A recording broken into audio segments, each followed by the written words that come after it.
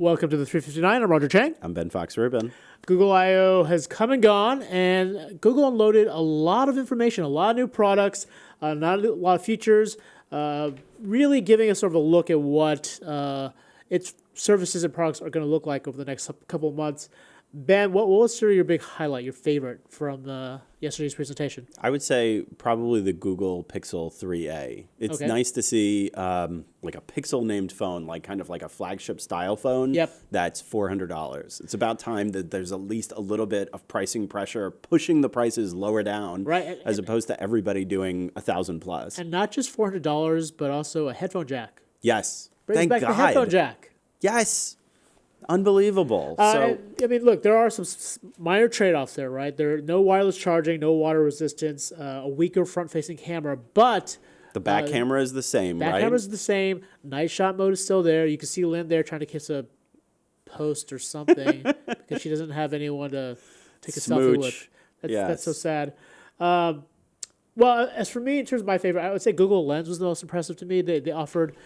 Often this stuff is very kind of pie in the sky, sci-fi-ish, but they offered some really tangible benefits, particularly the translation feature, like being able to like hold your phone up to a sign with foreign languages and having it translate that, actually like overlay English text over it, right? Or vice versa, like foreign language if that's what you speak. That seemed awesome, like the ability to like scan a menu and have those items pop up and have some of that information on the dishes, the specific dishes pop up. That seemed like a real practical benefit to me. Yeah, it's nice to see that Google Lens is actually like now starting to spread out a little bit more. It was really just for Pixel devices, if I'm correct about that. And now I can get it on my Samsung phone, so I don't know. I use it around my garden sometimes. Like, what tree is this? So it's nice to see that they're trying to find different benefits for it. Right. Obviously, this was a demo, so of course it looks amazing. We'll have to see what it looks like in real world settings. What about the lowlights? What for you was kind of disappointing and kind of meh? So I don't know if you watched till the bitter end of the keynote. I was there. Yeah, the bitter end of the keynote tends to be like really wonky and very like they really saved like the very end instead of doing like a whole fireworks exhibit to be like, hey, check this out.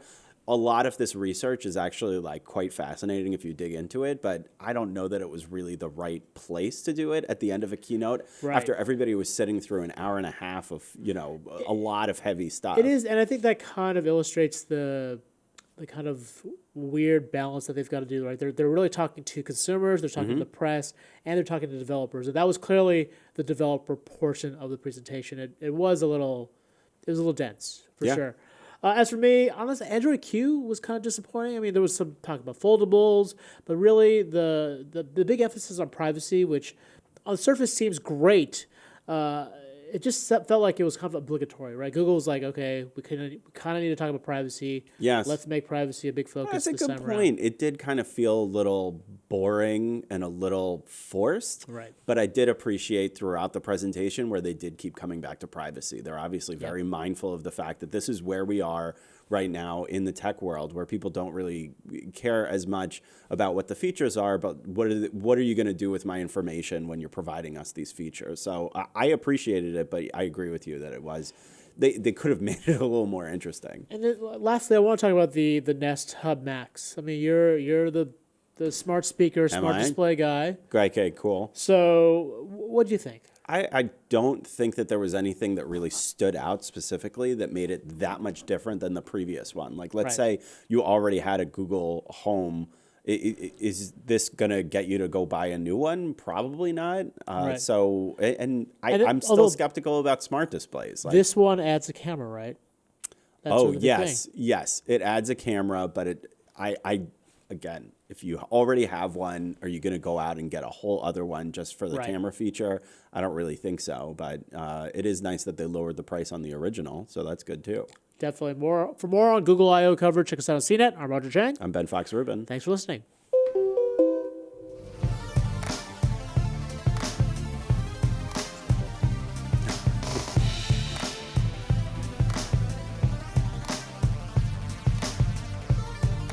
Thanks for joining us for a recording of yet another edition of the 359 podcast, now coming to you in dark mode. Are you just going to shut the lights off? Yes. Right. Nice. I'm working on it. Podcasting after dark. So anyways, as always, sending in questions and comments so we can talk a little bit more about the takeaways from yesterday's show. I mean, keep going. Who cares about the Nest Hub Max? What am I missing here? I mean, I kind of agree. Not really. I was just sort of like, okay, here's the thing. I would say the only, again, the difference and why I thought it was a little bit interesting was the addition of the camera. Remember last time when the Hub came out, they omitted the camera. That was a time when sort of like privacy was, I mean, the privacy is still a concern, right? And so I guess they feel like now is the time to add a camera back onto the smart display. Why have a smart display? I literally wrote a whole story about the Google, what was it, the Home Hub? Was that the original name? Yep. That why is it a smart display if it doesn't have a camera? And what does that actually say about tech these days that, you know, you don't trust us to the point that we're not even going to include a camera in this thing. We don't even have a physical shutter. To kind of jump to a different area related to this, we didn't even get to Google Assistant during the podcast, which I thought was really interesting. I know. Yeah, that was a big to do. And granted, we do have people that watch the after show. So thankfully, hey, Google Assistant 10 times faster, much smarter. There was this really cool demo that they showed where a woman just kind of blasted through query after query after query. Obviously, for consumers, that's beneficial because it's a more able assistant, but for Google, this is great because they're also going to get people to use it more often. Although I will say, so this sequence of questions was obviously heavily scripted because it was the same sequence of questions that our Rich Neva got a couple of days ago in an early briefing. So clearly this was like, I don't know if it was staged, but it was heavily scripted. And so they planned it out to make sure. I really want to see what happens if you ask 10 different questions, right? Like, will actually be able to pick up on all those different questions?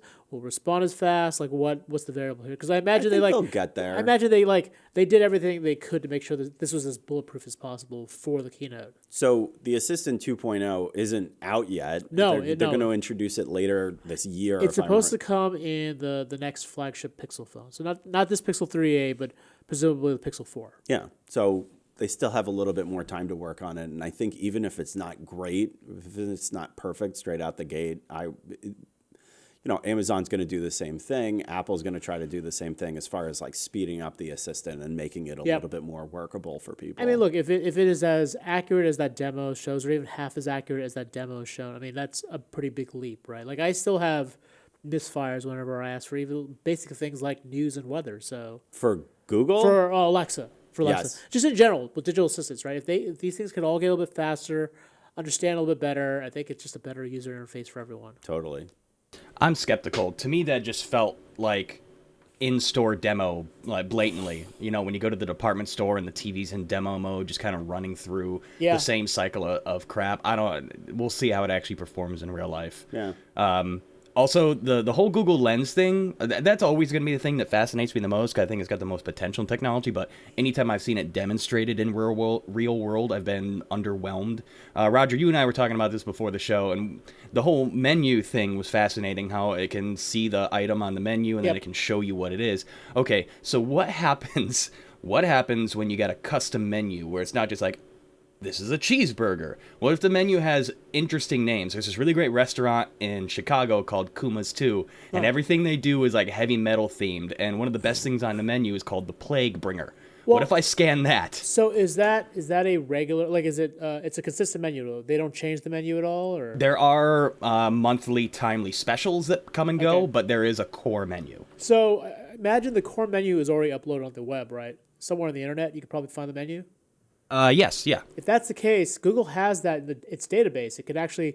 It knows that you're there at that restaurant. It could pull up that menu online as you're scanning your menu, and it could pull the information from Yelp, from Google Maps, from various other databases to give you that information. So that's how it actually works. It's pulling together all these different sources. So it's not just relying on that menu that you're holding in your hand.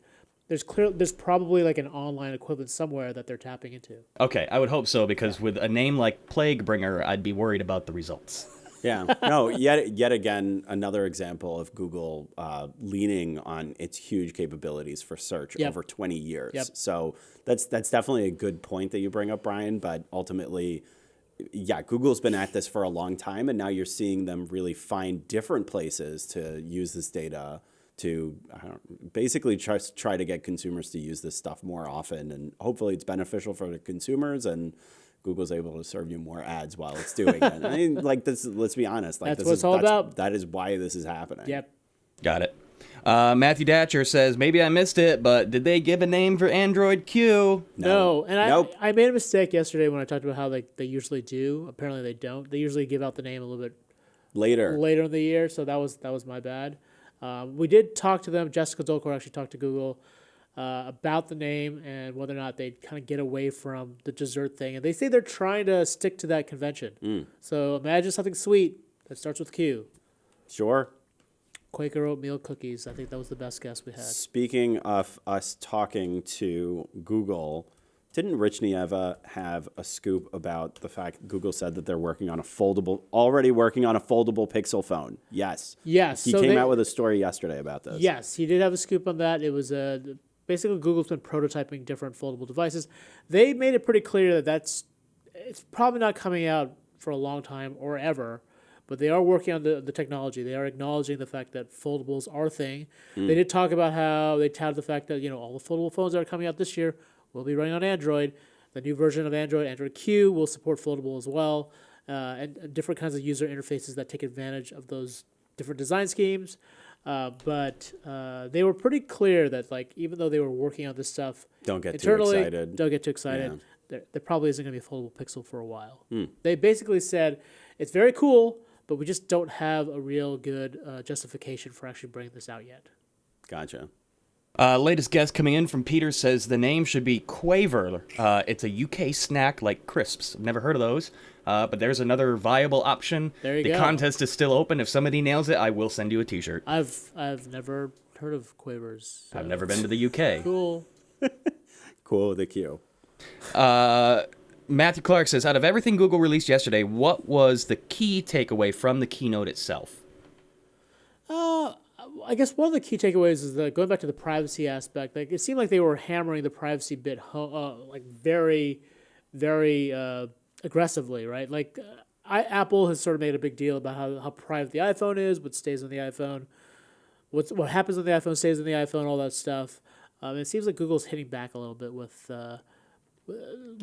so subtle nods to the fact that they're also private. The fact that a lot of this stuff is running in your device as opposed to going over the cloud, that's usually a talking point that Apple stresses. And the fact that Google is saying that over and over again, clearly they acknowledge privacy is something on the top of mind for a lot of consumers. Yeah, for me, one of the biggest takeaways was really trying to take search and adding the real world and images into it. This is a huge undertaking, obviously, and Google has spent 20 years doing it in text space on the web to get people to where they want to go online.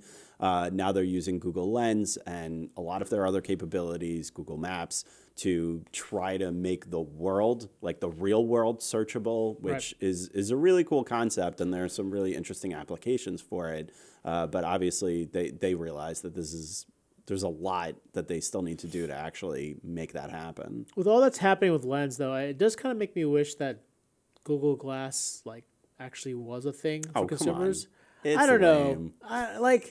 Well, maybe not that particular design, but the idea of eyewear that you could put on and information gets overlaid. That's kind of where we're at, right? It's obviously getting all that stuff slimmed down to a iframe or whatever. That's still kind of tough, but it's that's the whole Tony Stark Iron Man thing, right? You wear glasses, all of a sudden heads-up displays pop up. I think it's very safe to say that the Google Glass was ahead of its time, at least, and there's certainly a possibility that type of technology will resurface. We'll see. A bunch of these AR glass startups have already gone out of business, so we'll see where the future of those smart glasses go. I can't believe I'm saying this, but I find myself oftentimes wishing I could search things in real life. I swear to God, there was one day I was reading a book, and my thumb and forefinger just went to Command F to search. And I was just like, oh, what is wrong with me? Oh, my God. That's what we've done to ourselves. Yeah. And as far as the privacy goes, don't forget, Apple cast the first stone at CES this year. I mean, I would argue they've been talking about it even earlier than that. But you're right. That was a fairly vocal and visible campaign, right, out of Vegas. So that giant billboard that you saw as you flew into the airport, yeah, that was a nasty one. Okay, we also just saw Facebook F8, and I feel like when Facebook was talking about privacy, they were doing it more to apologize and to say we need to do a better job. So giving Google a little bit of credit here, they're at least trying to get a little bit ahead of what's going on, even though their track record hasn't been perfect either. Right. Do you agree with that? Yeah, I mean, it's less apologetic, but it's definitely more. I don't think it's them taking a proactive step to be more private. It's a bit reactionary, right? Like they see what's going on out there. They see the writing on the wall when it comes to regulations, right? Mm-hmm. Congress is considering regulations on privacy, just like the EU with GDPR. So Google is clearly trying to be proactive in this. Next question is coming in from Ryan. He says, it's more of a statement. I have 3 minis and 1 Google Home already in my house, and I have a hard time trying to put the Nest Hub somewhere in there at this point. So that being said, who exactly is the Nest Hub supposed to be marketed towards? People who want the Facebook portal but don't trust Facebook?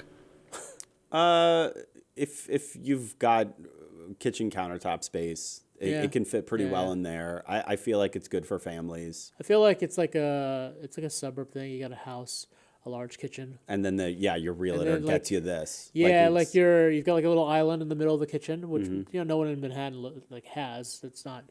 We don't have islands in our kitchen. That's weird. Or that's.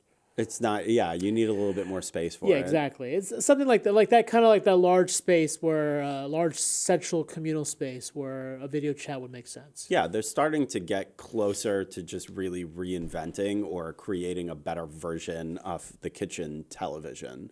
Yeah, and we have like an Echo Show in our kitchen, and the kids infrequently get into watching YouTube videos on it or.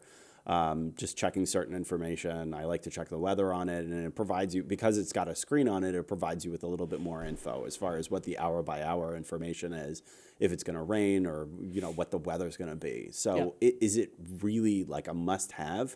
No, of course not. Like none of the smart home stuff really is quite yet, but it's certainly, a useful addition. But yeah, you probably need quite a bit of counter space. If you have a really small kitchen, you might have to create like a separate shelf for it and then put it up near like a plug, and then you'd be able to have that. Yeah, we have like a tiny Echo Dot in our kitchen, but our kitchen space isn't that large. I mean, we have a decent sized counter, but it's not a full house kitchen. So we kind of have our Echo kind of tucked in there in the back somewhere. So and a hub or a smart display would just take up too much space. Yeah. Said it before and I'll say it again. I just took a tablet, put it in a case, attached a bunch of magnets to the case, I know. Slapped it on you the fridge. Do that. You could do that. You could totally do that. You absolutely could do that, especially with like the Fire tab. I know this because I cover Amazon with the Fire tablets. They include Amazon voice assistant. I'm trying not to say the name. Yes, right. They include that, so it makes it a little bit easier to do if you just wanted to create the same experience through a tablet. Okay. I think they're just trying to project this family life that I don't know a lot of people that truly associate with, like, I'm in the kitchen just having a casual time, and, oh, look, mom's calling. Let's chitty chat with mom. Like that. Nobody does that. Nobody does that anymore. Maybe your mom did. Nobody talks to their mother. I mean, I talk to my parents. Not while I'm trying to cook something. I'm concentrating, man. Not when I'm trying to cook something. You're right. I mean, like you're right. Like they always have like those promotional videos where grandma checks in and then reads the kid like a book at night. That's what Neil Patrick Harris does. He's always talking to his mom, right? Right. Or Oprah's mom or something. When Facebook pays him to. Yeah. So that helps too. That definitely helps. Ryan says it's got a camera you can make duo calls on. Oh, wait, you can do that on your phone, and you're not tied down if you make the duo calls on your phone. True. Yeah. The argument is that it's hands-free. You don't So is a phone need with magnets. Yeah, that's true. But, if you wanted to do it hands-free and, while you're doing the dishes or busy, I don't know, cooking chicken or whatever, those are some of the ideas that they at least throw out there to justify the existence of the product. I mean, I watch mobile videos when I'm doing the dishes too, but I prop my phone up on the wall. See, that's just buy a new device. Why are you doing that to yourself? You're right. That's terrible. Right. Thieves Peterson says Google should just make a Nest bathroom mirror so I can get the updates in there in the morning and see Netflix when I do my business.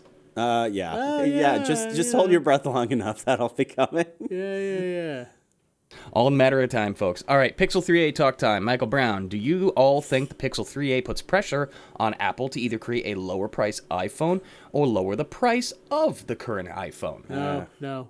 I wish I could say yes to No, that, but I really sorry. feel like the 3A is not going to move the needle in any way that it's going to impact Apple. I think it's a great deal. I think for folks who want a more affordable option for phones, this is a great choice. But and the fact that I think it's not locked into Verizon anymore. It's not an exclusive to Verizon. That's also big. But keep in mind the Pixel. In general, is not a volume play. It doesn't move the needle for the market, really. It's ultimately Huawei, Samsung, and Apple. And it's not. And just because Google's coming out with this low-end phone or mid-tier phone, Apple isn't going to change their game plan. They're all about the margins. They're all about profitability. And if they can't make that like 40-45% margin on their product, they're not going to be in that business. So that's why, I'm sorry, you're not going to see a cheaper iPhone. That's too bad. I mean, there's the iPhone XR, which I guess is the cheapest, but it's still not that cheap. $750 starting price. Yeah, exactly. So that is almost double the $400 that they're offering for the 3A. But I think you would be hard pressed to find an Apple customer that is gonna go out just switch from an iOS ecosystem to Android to buy the Pixel 3A. They're probably already an Android customer if they're doing that purchase. Yeah. You corrected yourself to call it a mid-range phone. Is there a such thing as a low end anymore? Yeah, absolutely. I mean, they're just not. They're like ZT makes low end phones. Alcatel One Touch makes low end phones. Mostly like a lot of the Chinese players. Motorola makes low end phones as well. So I mean, there's definitely a low end phone market. They're just not sexy. You don't talk about them as much, but they're definitely still there. We need to rebrand the concept of low end. I think that's probably the problem. People don't like that phrase. It comes off with a negative connotation. So like maybe big bottom phones, like thick bottoms. Or budget phones. Big bottom phones. Did you say big bottom? He did. Big bottom. Come on. All right, we got a few minutes left, so let's try to slam through a few more questions. Ryan, staying on the topic of the Pixel, he says, is the 3A a response to the S10e and the iPhone XR? Does this mean that the Pixel 4 may include a headphone jack, or will they just put it in their mid-range phones? I would imagine the high-end Pixel is probably going to continue to omit the headphone jack. Like in terms of getting a certain width to it, certain things like water resistance, things like wireless charging, I guess the combination of all that, it just seems like the headphone jack just isn't a priority for that premium tier. Just because everyone else out there has kind of omitted the headphone jack, aside from Samsung, I guess. I think the thing is that Samsung phone and the iPhone XR, I wouldn't describe them as mid range. How much is Samsung? Which Samsung phone? The 10e? Yeah, they're not mid-range. They're still expensive. That's like phones. $600 plus, right? Yeah. So it's not. Those are a couple $100 more than the Pixel 3A. I think the 3A really exists in that sweet spot of what an actual mid-range phone should cost, whereas the XR is still pretty pricey. A good recognition of that is that the iPhone used to have a base price, like the starting price of just $650. Yep. And now their cheapest phone starts at $100 more than that. Yep. Obviously, I understand why that happened, but it's still, it's those phones are pretty pricey, and one of the few things that they do is they pull out some of the bells and whistles to make it a little bit cheaper than $1,000, but it's still pretty expensive. You heard it here, folks. First, folks, Roger Cheng says the headphone jack is officially antiquated and retired. Sorry, for high-end phones. Sorry. Here's a couple from our new friend Yan Hao Chen. I read somewhere that Google announced some restrictions of third-party cookies on Chrome. Is that true? I think wasn't that like a rumor that they were talking about? Hold on. Yeah, I did see something about this. Good question. There was a report about this, I think, ahead of I.O. They are having more sessions right now to discuss sort of where Chrome goes. There was some talk about browser protections yesterday.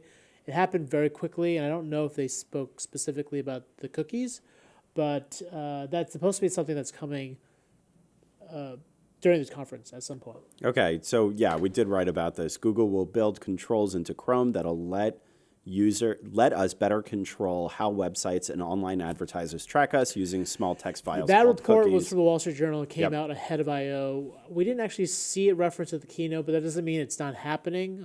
They really just sort of summarized the highlights for the keynote. So there are a bunch of sessions going on the next couple of days. So we're keeping track of all this stuff for you guys. I think it'd be funny if we're inevitably going to reach that point one day where like, oh, that topic, did we write about that topic? And then you go looking at the articles, and because you've written so many sheer pieces of content for CNET over the years, like, oh yeah, I did write that. That was me. That's definitely that literally happened to me before. Yesterday. Yeah. Yeah.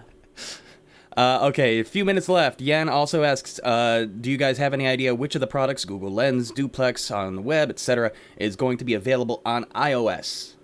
Ooh, not a lot of talk about what would be on iOS. Is Google Lens always an available afterthought. on Google iOS Lens is yet? not available on iOS. Really? Will not be available. Oh, I think there's some version, but I don't think like the upgraded stuff. No. Lens is Nerf. Yeah, available, right? Lens is available on it is, iOS because okay. it's not a particularly new app. But I don't think these enhanced features are going to be on iOS. Usually what they, if I'm right about this, usually what they do is they introduce them to the Pixel line, then they bring them to Android and then eventually they get to iOS. Yeah. So if you're an iOS user watching this stuff, you're probably going to be later to get some of these newest features. Yep. All right, and to close out the show, our Wallop gets the $1 prize for having the great question that kind of brings everything full circle. We talked about how the grand takeaway was largely based around privacy with Google yesterday. Our Wallop says, so can we actually trust their new privacy settings? I remember last year it came out that you could turn off location services and they were still tracking your location. How much truth is there in their words? I mean, I'd be really reluctant to like stake out a position there. Like, you never really know. Like, I think to Google's credit, they seem to be doing a lot of the right things. They made privacy more forefront the settings of Android Q, and I think they're acknowledging that this is something we're concerned about more as users, as consumers. Right. And adding incognito mode, for instance, to Google Maps. Yeah, for sure. So yeah, increased transparency is useful, but the key word here is increased. It's not complete and total transparency. Sometimes you end up finding some of the fine print out like 6 months, a year later. Yeah, I wouldn't want to say that like Google has solved this problem is like 100% for privacy, because I imagine reports will come out in the next couple of months that something that they're doing just doesn't smell right. So yeah, like I said, they seem to be doing a lot of the right things, saying a lot of the right things, but you just never know. Well, they get an E for effort. It does kind of feel like every major tech corporation these days is on a grand apology tour, from Samsung to Facebook to Twitter to Google. Everybody's just trying to make good. Hopefully we'll all be better for it in the long run. Time will tell. But yeah, I'm kind of with you. Google's making a solid effort. We'll see if it actually pans out or if it's all just smoke and mirrors. That's the most optimistic statement I've ever heard from you. Well done. Most likely.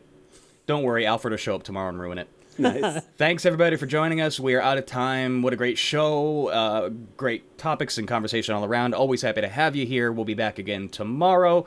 Roger, let's take it home. The 359 is available on iTunes, TuneIn, FeedBurner, Stitcher, Google Play, Google Podcast, the Amazon Echo, and of course, CNET.com. We'll see you all tomorrow. Bye. Bye. Bye. Bye, guys.